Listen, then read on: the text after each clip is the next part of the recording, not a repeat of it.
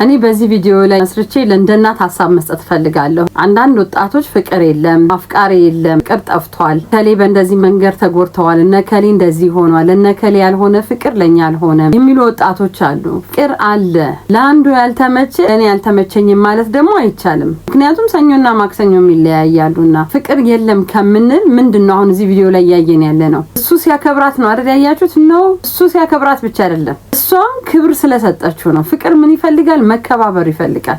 ሪሌሽንሺፕ ላይ መከባበር ግድ ነው። ስላከበረችው አከበራት ስላከበራት አከበረችው ጊቭ ኤንድ ቴክ ነው። በነገራችን ላይ ፍቅር የለም ብለን ከማማረራችን በፊት መጀመሪያ እኔ ፍቅር ለመስጠት ምን ያህል ምቹ ነኝ ምን ያህል እንከን አለብኝ ብሎ ማሰብ ነው ትልቁ ነገር። ትናንትና ላይቭ ላይ ከ46000 እስከ 50000 የሚሆን ህዝብ ነው አይደል ነበር። እነዛ ሰዎች መማር አለባችሁ። በቪዲዮ ተዝናንታችሁ ብቻ አይደለም እነሱ የራሳቸውን እያበሰሉ ነው። እናንተ ከነሱ መማር አለባችሁ። እውነተኛ ፍቅር የለም አትበሉ አለ። አንዳንድ ኮሜንት ላይ ደግሞ ጊዜያዊ ነው ስለማናቀው ነገ አናውራ። ዛሬ ላይ ሆነን ዛሬን ስንገነባ ነው ነገን ማየት የምንችለው። ለነገ ማንም የሚያውቅ የለም።